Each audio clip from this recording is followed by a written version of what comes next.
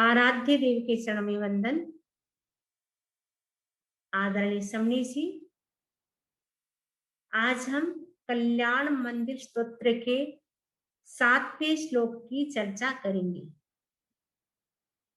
आस्तामचिन्त्य महिमा जिन संस्तवस्ते नामापि पाति भवतो जगन्ते तीव्रातपोपहत पान्तजनान्निदागे क्रीडाति पद्मसरस सरसो नीलोऽपि। आस्तामचिन्त्य महिमा, आस्तामचिन्त्य महिमा, आस्ताम अचिंत्य महिमा, संधि विच्छेद करने पर आस्ताम अचिंत्य महिमा। याद करने के लिए पूरा बोलना है, आस्ताम अचिंत्य महिमा। जिन संबोधन है, जिन संस्तवस्ते, संस्तवस्ते नामापि, नामापि नाम प्लस अपि, नामापि पाति भवतो, भवतो जगन्ते तीव्रातपोपहत पांथ, या तो एक साथ बोलेंगे, तीव्रातपोपहत पांथ। तीव्र प्लस आतप प्लस उपहत, तीव्रातपोपहत पांथ। जनान निदाघे, जनान निदाघे क्रीणाति पद्मसरसः सरसो नीलोऽपि, सरसो नीलोऽपि। अब पूरे श्लोक का उच्चारण करेंगे। आस्तामचिन्त्य महिमा जिन संस्तवस्ते नामापि पाति भवतो जगन्ते तीव्रातपोपहत पान्तजनान् निदाघे क्रीडाति पद्मसरस सरसो नीलोऽपि। इस श्लोक में आचार्य सिद्धसेन कह रहे हैं, प्रभु आपका स्तवन अचिंत्य महिमा वाला है। आपका स्तवन तो दूर, लेकिन आपका नाम भी संसारी प्राणियों की रक्षा करता है। आपका स्तवन तो प्रभावशाली है, लेकिन आपका नाम भी प्रभावशाली है। यदि आपका कोई स्तवन न करे, लेकिन आपका नाम भी जपे, आपके नाम का स्मरण करे, उनका भी भव पार हो जाता है। तो नाम भी जपने की विधि होती है, कैसे नाम जपना चाहिए। आचार्य महाप्रज्ञ जी कहा करते थे, सबसे पहले हम जिसका नाम जपे उनका हम मानसिक चित्र बनाए, उनके गुणों का चित्र बनाए। क्योंकि एक नाम की अनेक लोग होते हैं, तो हमें किस व्यक्ति का नाम जपना है, उस व्यक्ति का पहले हम पिक्चर बनाए माइंड में, मानसिक। तो सबसे पहले हमें देखना है कि हम पार्श्वनाथ का जप करेंगे या महावीर का, किसका करेंगे। तो जिसका भी हम जप करें, पहले उसका पिक्चर बनाए, उसके बाद उनके गुणों का पिक्चर बनाए। भगवान पार्श्वनाथ कैसे थे? अनंत ज्ञान संपन्न थे, अनंत दर्शन संपन्न थे, अनंत चारित्र, अनंत शक्ति संपन्न थे। ऐसे गुणों का चित्र बनाना है, फिर उन गुणों को धीरे धीरे हमें अंदर तक ले जाना है। फिर हमें उच्चारण करना है भगवान के गुणों के नाम का। उच्चारण हमें कैसे करना होता है? सबसे पहले हम तीव्र यानी जोर से बोल सकते हैं।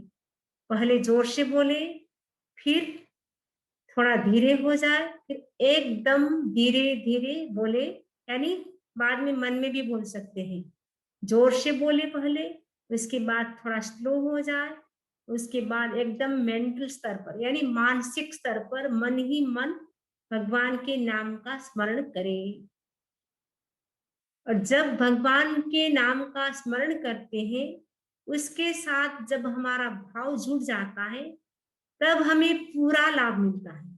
यदि हम भगवान के नाम का जप भी करते रहते हैं, लेकिन हमारा मन डावाडोल होता है, चंचल होता है, भाव नहीं जुड़ा हुआ होता है भगवान के नाम के साथ, तब हमें जितना लाभ होना चाहिए उतना नहीं होता है। पूरे मन से करते हैं तो 100% हमें लाभ हो सकता है। यदि हमारा मन इधर उधर भटक रहा है, तो तब हमें 10% ही लाभ हो सकता है।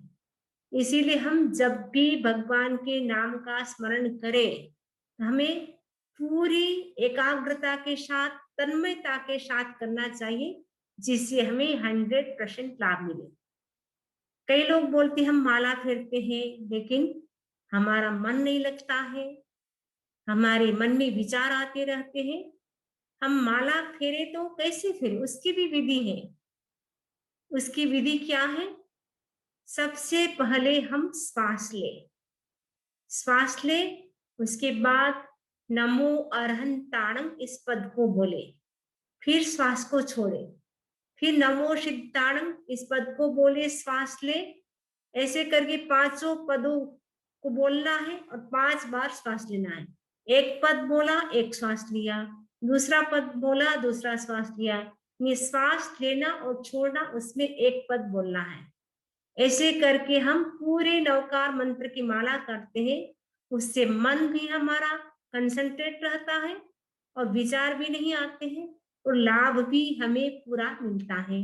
तो माला फेरने की भी पूरी विधि है, जिससे हम अच्छी तरह से करेंगे तो लाभ भी पूरा मिलेगा। तो कम से कम आप श्वास के साथ माला करेंगे तो लगभग आधा घंटा लगेगा।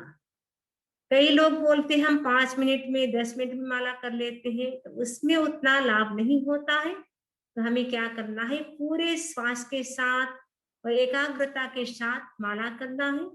तो प्रभु का जो नाम है, उसको जपने से कितना फायदा होता है। वो नाम मंत्र तब बनता है जब हम अपने भावों को साथ में जोड़ते हैं। तो भाव जब जुड़ जाते हैं, तब नाम भी मंत्र बन जाता है और नाम के जपने से भी कितना फायदा हो जाता है।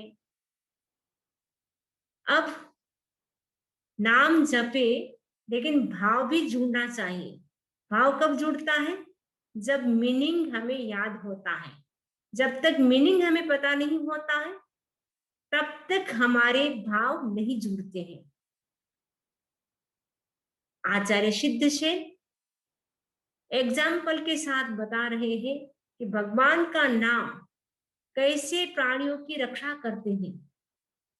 क्योंकि वो कवि हृदय के थे, इसलिए प्रत्येक श्लोक में उन्होंने एग्जाम्पल दिया है। इसमें एग्जाम्पल दिया है, गर्मी का मौसम है, उस समय एक राहगीर जा रहा है। भयंकर ताप सूर्य का, आप देख रहे हैं सूर्य दिखाई दे रहा है आपको, तो सूर्य का ताप भयंकर तप रहा है। उस ताप से उस पथिक को, ये जो दिखाई दे रहा है पथिक, उसको पसीना आ रहा है। पसीने से वो तरबतर हो गया है और डिजर्ट एरिया है, पानी मिलना भी मुश्किल है। उस समय वह व्यक्ति दूर से एक कमल का तालाब देखता है। आप देख रहे हैं कमल का तालाब, दूर से उसको दिखाई देता है।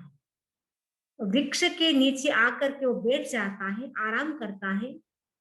जैसे वो आराम करने बैठता है, ठंडी ठंडी हवा आती है। वो जलकण से युक्त, क्योंकि कहीं पर भी तालाब होता है, सरोवर होता है, तो वहां कि जो ठंडी हवा होती है वो जलकण युक्त होती है, वो आती है और व्यक्ति को शीतलता प्रदान करती है। यह पथिक शीतल हवा आने से ठंडक का अनुभव कर रहा है, आराम का अनुभव कर रहा है। पद्म सरोवर तो दूर है, लेकिन उसकी हवा भी शीतलता को प्रदान करती है, ताप का हरण करती है। वैसे ही प्रभु आपका स्तवन तो दूर है, आपका नाम भी संसारी व्यक्ति के जो दुख है उन सब दुखों को दूर कर देता है। आप देख रहे हैं किसी व्यक्ति को रोग है, किसी के शोक है, कोई दुखी है, क्योंकि संसार में रोग, शोक, जन्म, मरण ये सारे दुख व्यक्ति को सताते रहते हैं और समस्याएं पैदा करते रहते हैं। ये जो भी समस्याएं होती है, दुखों से जो समस्या उत्पन्न होती है, उन सारी समस्याओं का भगवान का नाम समाधान करता है और दुखों से व्यक्ति को बचाता है, टाल देता है, रक्षा करता है।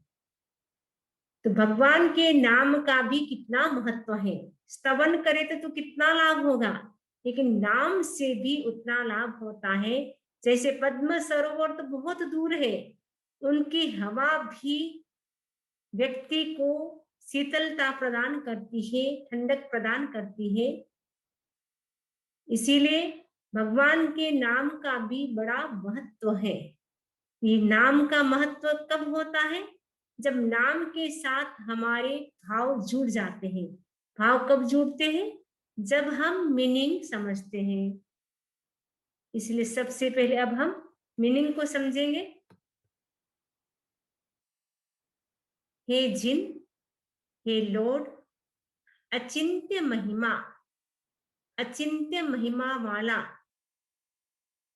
अनबिलीवेबल ग्लोरी, हे तुम्हारा, योर्स, संस्तवः, स्तवंतो, योर सॉन्ग्स, आस्ताम, दूर रहे, स्टे अवे, भवतः, आपका, योर, नाम, नेम, अपि, भी, ठु, जगन्ति, प्राणियों की, ऑफ क्रिएचर्स, भवतः, संसार से, फ्रॉम द वर्ल्ड,